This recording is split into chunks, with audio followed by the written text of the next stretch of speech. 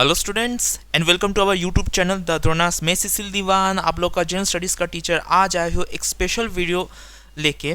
इस special video में हम एक स्पेसिफिक टॉपिक, एक स्पेशल टॉपिक के ऊपर हम चर्चा करेंगे, ठीक है, जो आपके एग्जाम ओरिएंटेड भी काफ़ी इंपॉर्टेंट है। आज का जो टॉपिक है, बेसिकली आज का टॉपिक हम डिस्कस करेंगे वो है प्रीअम्बल। प्रीअम्बल के बारे में हम जानते हैं कि हमारा संविधान जो है ये दुनिया का, पूरे विश्व का सबसे बड़ा लिखित संविधान है, और इसी संविधान का एक छोटा सा समरी जिसे हम कह सकते हैं वो है प्रीअम्बल। ओके, कई इसके पर्यायवाची, कई इसके टैगनेम है। कहा जाता है ट्रेलर ऑफ कॉन्स्टिट्यूशन, जिस तरीके से एक मूवी का ट्रेलर होता है जिससे पता चल जाता है कि ये मूवी कैसी है, क्या एक्शन है, कौन हीरो है, सब कुछ हमें पता चल जाता है। उसी तरीके से कॉन्स्टिट्यूशन के बारे में, उसके नेचर, उसके लेंथ, सब कुछ, उसके कॉन्स्टिट्यूशन के अंदर क्या क्या लिखा हुआ, ये सब कुछ जो है हमें थोड़ा सा ब्रीफ आइडिया मिल जाता है किसके द्वारा, द प्रीअम्बल के द्वारा। ठीक है, तो आज जो है हम प्रीअम्बल के बारे में थोड़ा सा डिस्कस करेंगे और प्रीअम्बल के कुछ इंपॉर्टेंट फीचर्स, उसके नेचर्स, उसमें लिखे गए कुछ बातें जिन पर हम गौर करेंगे। ओके, तो चलिए शुरू करते हैं आज का ये टॉपिक। सबसे पहले देखिए यहाँ पे एक टर्म लिखा हुआ है प्रीअम्बल। ओके, अब ये प्रीअम्बल, जहां तक की बात है, ये प्रीअम्बल जो है ये शब्द लिया गया है लैटिन से। ठीक है, लैटिन में कहा जाता है प्रीअम्पुलस, प्रीअम्पुलस। ओके, जिसका मतलब होता है इंट्रोडक्शन। जाहिर सी बात है, जैसा कि हमने आपको अभी अभी बताया कि जो प्रीअम्बल है ये कॉन्स्टिट्यूशन का एक इंट्रोडक्शन ही है। ओके, सबसे पहले देखिए यहाँ पे जो है बड़े बड़े अक्षरों में लिखा हुआ है we the people of India. ठीक है, we the people of India having solemnly resolved to constitute India into a, सबसे पहले यहां तक हम देखते हैं we the people of India, यानी हमने जो हमारा संविधान है ये हमने किसी बाहरी ताकत, किसी बाहरी सोर्स या फिर बाहर के देशों के सहायता से, उनके मदद से नहीं बनाया है। पूरी तरीके से जो प्रीअम्बल है ये स्वदेशी तौर पे हमारे स्वदेश के जो लोग हैं, इंडिया के लोगों के द्वारा जो है इसे बनाया गया है। ओके, इसे इंडिया के लोगों के द्वारा जो है इसे बनाया गया है। Having solemnly resolved India to constitute in a sovereign, socialist, secular, democratic republic and to secure all its citizen, यहाँ पे citizen जो है थोड़ा सा मिट गया है, citizens। ठीक है, अब सबसे पहली बात कि यहाँ पे क्या कहा जा रहा है कि हमने जो है India, we the people of India, India का एक कॉन्स्टिट्यूशन बना गया है जो कैसा कॉन्स्टिट्यूशन है, सोवरेन कॉन्स्टिट्यूशन है, सोशलिस्ट है, सेकुलर है, डेमोक्रेटिक है, रिपब्लिक है।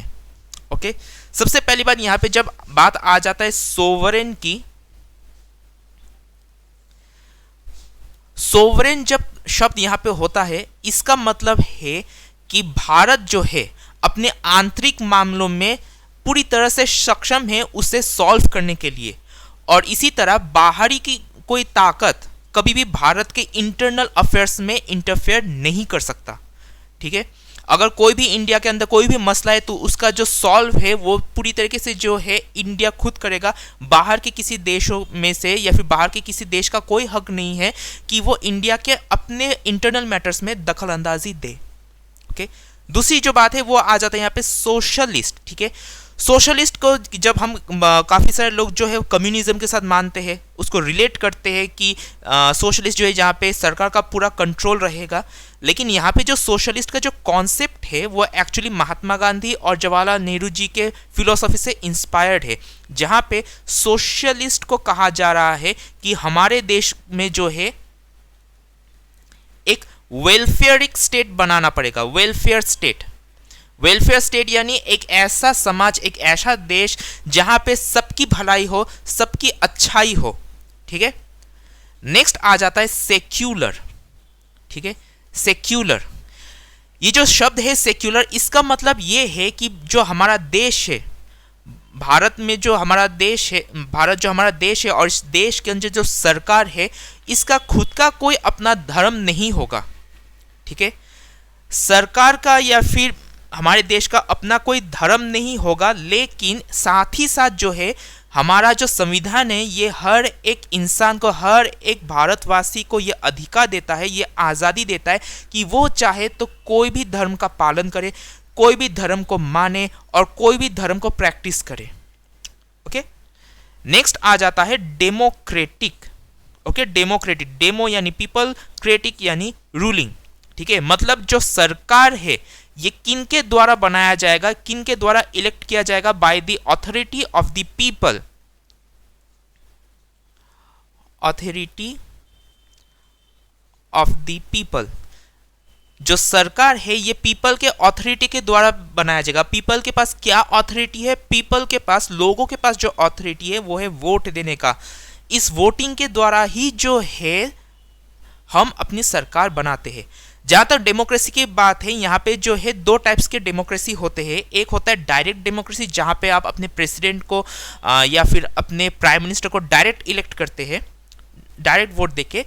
और एक है इनडायरेक्ट डेमोक्रेसी, जहां पे जो है आप एमपीज, एमएलएस को वोट करते हैं और वो जाके आपके प्रधानमंत्री या फिर जो राष्ट्रपति है उनको चूज करते हैं। ठीक है, हमारे इंडिया में जो है इनडायरेक्ट डेमोक्रेसी,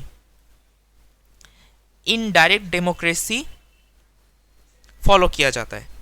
ठीक है, और लास्ट जो चीज है वो है रिपब्लिक। रिपब्लिक, ठीक है, यानी हेड ऑफ द स्टेट। हम आमतौर पे अगर हम कहें नॉमिनल हेड, जो नॉमिनल हेड है वो तो है प्रेसिडेंट, और जो रियल हेड है, रियल हेड वो है पीएम, प्राइम मिनिस्टर। अब ये दोनों के ही दोनों जो है ये लोगों के द्वारा इलेक्ट किया जाता है, ना कि किसी मतलब मोनार्की के द्वारा सिलेक्ट किया जाना। ठीक है, मोनार्की यानी जैसा एक टाइम था राजा के शासनकाल में क्या होता था, राजकुमार जो होते थे वही बाद में राजा बनते थे, फिर जो नेक्स्ट राजकुमार होंगे वो राजा बनते थे। आम लोगों को ये मौका नहीं मिलता था कि वो कभी राजगद्दी पे आ सके। ठीक है, डेमोक्रेसी जो है ये मोनार्की का जस्ट उल्टा है, ऑपोजिट है, जहां पे क्या है प्राइम मिनिस्टर या प्रेसिडेंट कोई भी बन सकता है और इन्हें सिलेक्ट नहीं किया जाता, इनको जो है इलेक्ट किया जाता है। ओके, इसके पहले कि हम आगे और बढ़े, आप लोगों को और इंपॉर्टेंट इंफॉर्मेशन यहाँ पे जानना जरूरी है। मैं यहाँ पे मिटा देता हूँ इन सभी को। अगर कोई इंफॉर्मेशन छूट गया हो स्टूडेंट्स आपका नोट करने में, मैं आपसे सजेस्ट करूंगा कि आप लोग वीडियो को रिवाइंड करके जो है फिर से उन इंफॉर्मेशंस को पढ़े, सुन ले और रिकॉर्ड कर ले। ओके, हमारा जो संविधान, सॉरी संविधान कह रहा हूं, हमारा जो ये प्रियम्बल है, ठीक है, प्रियम्बल में जो है तीन शब्द जो है जो प्रियम्बल में बाद में ऐड किए गए थे। ठीक है, और वो तीन शब्द क्या है, सोशलिस्ट, सेक्युलर, और यहां पे एक शब्द है इंटीग्रिटी। ठीक है, मैं दूसरा कलर इस्तेमाल करता हूं, बेटर होगा। सोशलिस्ट, सेक्युलर, इंटीग्रिटी, ये तीन शब्दों को जो है बाद में प्रियम्बल में ऐड किया गया था। किस संशोधन बिल के द्वारा या फिर एक्ट के द्वारा? ये है 42nd अमेंडमेंट एक्ट।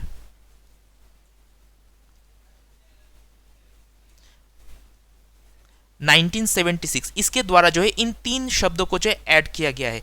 यहाँ पे एक सवाल और कई बार कम्पिटिटिव एग्जाम से पूछा जाता है कि किस संशोधन एक्ट को जो है, अमेंडमेंट एक्ट को जो है मिनी कॉन्स्टिट्यूशन कहा जाता है, मिनी कॉन्स्टिट्यूशन। तो ये जो है 42nd अमेंडमेंट एक्ट ही है जिसे मिनी कॉन्स्टिट्यूशन कहा जाता है। ओके, अच्छा, नेक्स्ट जो है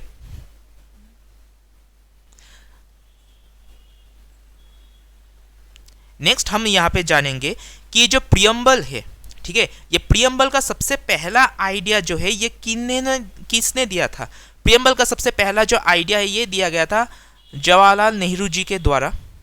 ओके, इन्होंने जो है प्रियम्बल का आइडिया दिया था और इन्होंने ही जो है प्रियम्बल को ड्राफ्ट किया था। ठीक है, इन्होंने ही प्रियम्बल को जो है ड्राफ्ट किया था। कब? 13 दिसंबर 1946 को। ठीक है, और इस ड्राफ्ट प्रियम्बल को जो है ऑब्जेक्टिव रेजोल्यूशन कहा जाता है। ये बहुत ही इंपॉर्टेंट इंफॉर्मेशन है, ऑब्जेक्टिव रेजोल्यूशन। बाद में इसी ऑब्जेक्टिव रेजोल्यूशन को जो है 22 जनवरी 1947 को पार्लियामेंट में अडॉप्ट कर लिया गया, ठीक है। और उसके बाद जो है हमारा जो प्रियम्बल है इसे हमने अडॉप्ट किया है, ठीक है। तो मैं यहाँ पे साइड में लिख देता हूँ, अडॉप्टेड 22 जनवरी 1947। 1947 को जो है ये ड्राफ्ट जो है ऑब्जेक्टिव रेजोल्यूशन का, इसे अडॉप्ट कर लिया गया है। ओके, अच्छा, नेक्स्ट अब आ जाते हैं यहाँ पे एक कॉन्स्टिट्यूशन, ठीक है। उस कॉन्स्टिट्यूशन के कुछ मेन ऑब्जेक्टिव है और उन मेन ऑब्जेक्टिव को छोटे छोटे तौर पे जो है प्रियम्बल में बताया गया है। सबसे पहला जैसे कही है justice, social economic political justice. हमारा संविधान जो है ये गारंटी देता है कि हर व्यक्ति को जो है न्याय मिलेगा, ठीक है। सामाजिक हो, चाहे वो आर्थिक हो, चाहे वो राजनीतिक हो, सभी तरीके से जो है हर एक इंसान को जो है न्याय मिलेगा। लिबर्टी, आज़ादी दी जाएगी ऑफ थॉट, सोच विचार की, अपने विचार को व्यक्त करने की, किसी भी चीज़ में विश्वास रखने की और उनकी पूजा करने की, ठीक है। And equality of status and opportunity, और हर किसी को एक समानता दी जाएगी, ठीक है। कानून जो कहता है, हमारा संविधान जो कहता है कि कानून के सामने हर व्यक्ति जो है वो बराबर है, तो इक्वालिटी स्टेटस मिल गया। और इक्वल अपॉर्चुनिटी, यानी हर व्यक्ति को इक्वल अपॉर्चुनिटी, समान अपॉर्चुनिटी मिलेगा ताकि वो अपने लाइफ में डेवलपमेंट ला सके। फ्रेटर्निटी, फ्रेटर्निटी एक तरीके से आप कह सकते हैं भाईचारा, ठीक है। कुछ ऐसे समूह, कुछ ऐसे अलग अलग लोग, अलग अलग वर्ग के या फिर अलग डिफरेंट बैकग्राउंड के लोग हैं जिनमें कॉमन इंटरेस्ट हो। कॉमन इंटरेस्ट यानी कॉमन एक लक्ष्य है, उस कॉमन लक्ष्य, उस कॉमन इंटरेस्ट के द्वारा जो है इन सभी में एक भाईचारा की भावना डेवलप करना। जिस तरीके से ये भाईचारे की भावना डेवलप्ड हो जाए तो क्या होगा, हमारा जो इंडिया है वो यूनिटी में कन्वर्ट हो जाएगा और उसमें इंटीग्रिटी डेवलप्ड होगा। इंटीग्रिटी यानी ऐसी एकता जिसे आप तोड़ नहीं सकते। फॉर एग्जाम्पल कह देता हूँ कि अभी भले ही कहीं ना कहीं काफ़ी सारे राज्यों में जो है किसी न किसी बात को लेके काफ़ी सारे मुद्दे हैं, भेदभाव चलते रहते हैं, लेकिन आज अगर इंडिया कभी चाइना के साथ युद्ध में चला गया, अगर चाइना ने इंडिया के अगेंस्ट में युद्ध छेड़ दी, तो पूरा जो इंडिया का नेशन है वो एकजुट हो जाएगा। अपने बीच के वो जितने भी भेदभाव है उनको भूल के वो सब एकजुट हो जाएंगे। उनके अंदर इतनी भाईचारे की भावना डेवलप्ड हो जाएगी कि इतनी एकता डेवलप हो जाएगी कि उसको कोई नहीं तोड़ सकता। ओके, अच्छा, नेक्स्ट आ जाए आवर कॉन्स्टिट्यूएंट असेंबली 26 नवंबर 1949। जो कॉन्स्टिट्यूशन है, जो संविधान है, इसे हमारे पार्लियामेंट में जो है कब अडॉप्ट किया गया था, 26 नवंबर 1949 को। आप लोग को याद रखना पड़ेगा कि 26 नवंबर ही है जिसे हम एज कॉन्स्टिट्यूशन डे, संविधान दिवस कह के मनाते हैं, ठीक है। और ये सवाल भी पूछा जाता है। ओके, लास्टली मैं यहाँ पे एक और चीज़ ऐड करना चाहूँगा और जो काफ़ी सारे लोगों के मन में भी होगा कि क्या प्रियम्बल जो है क्या ये संविधान का हिस्सा है और क्या इसे अमेंड किया जा सकता है, हाँ या ना। ओके, तो सबसे पहली बात, इसके लिए आपको एक चीज़ याद रखना पड़ेगा, वो है आर्टिकल 368। आर्टिकल 368 जो है ये पावर देता है पार्लियामेंट को कि वो हमारे संविधान यानी कॉन्स्टिट्यूशन में कोई भी अमेंडमेंट ला सके, ठीक है।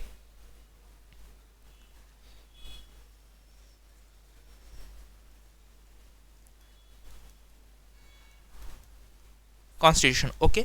अब यहां पे जो है दो केसेस आ जाते हैं। एक केस है रे बेरुबरी,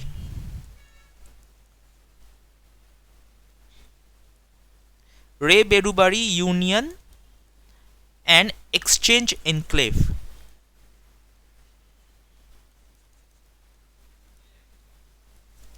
ठीक है, ये वो केस है जहां पे जो है सुप्रीम कोर्ट ने ये बताया था कि प्रियम्बल जो है ये कॉन्स्टिट्यूशन का पार्ट नहीं है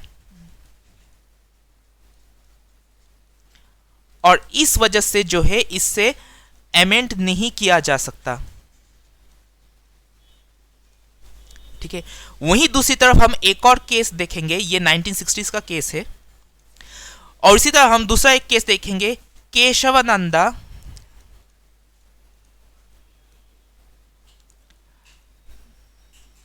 Bharti versus state of Kerala. ठीक है, ये जो है 1973 का है। इसमें क्या हुआ, इसमें यह बताया गया कि जो प्रियम्बल है ये कॉन्स्टिट्यूशन का एक पार्ट है, ठीक है, पार्ट ऑफ कॉन्स्टिट्यूशन।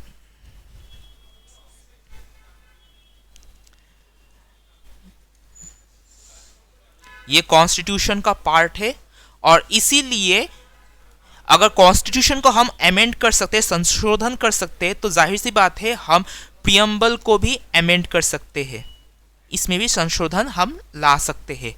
अब बात आ जाता है कि प्रियम्बल को कितनी बार जो है संशोधन किया गया है। प्रियम्बल में जो है एक ही बार, जस्ट वन टाइम, एक ही बार जो है संशोधन किया गया है। कब? यही 42nd अमेंडमेंट एक्ट 1976 में ही किया गया है, ठीक है। सो फ्रेंड्स, आज का जो वीडियो था वो इसी प्रियम्बल के ऊपर था। आई होप यहाँ से आप लोग को जो है काफ़ी सारे इंपॉर्टेंट इन्फॉर्मेशंस मिले होंगे जो आपके कॉम्पिटिटिव लाइन के लिए बहुत ही इंपॉर्टेंट है। वीडियो अगर अच्छा लगा हो तो फ्रेंड्स और स्टूडेंट्स मैं यही कहूँगा कि जितना ज़्यादा हो सके इसको लाइक एंड शेयर कीजिए, ताकि मैं ऐसे ही और इम्पॉर्टेंट रिलेवेंट टॉपिक के ऊपर जो है मैं वीडियो बनाता रहूँ जो आप लोगों के लिए, आपके एग्जाम्स के लिए काफ़ी इंपॉर्टेंट हो, ठीक है। जो स्टूडेंट्स यहाँ पे नए हैं हमारे चैनल में, उन सभी से रिक्वेस्ट है कि हमारे चैनल को सब्सक्राइब कीजिए, हिट कीजिए बेल आइकन को, ताकि हमारे वीडियोस के टाइम टू टाइम नोटिफिकेशन आप लोग को हमेशा मिलते रहे। मैं फिर आऊँगा ऐसा ही एक रिलेवेंट टॉपिक, ऐसे ही एक स्पेशल वीडियो के साथ जहाँ पे हम एक स्पेशल टॉपिक के ऊपर डिस्कस करेंगे। तब तक के लिए अच्छे से पढ़ते रहिए, खुद को अपडेट करते रहिए और हमेशा साथ में रहिए द द्रोणास के संग। Thank you.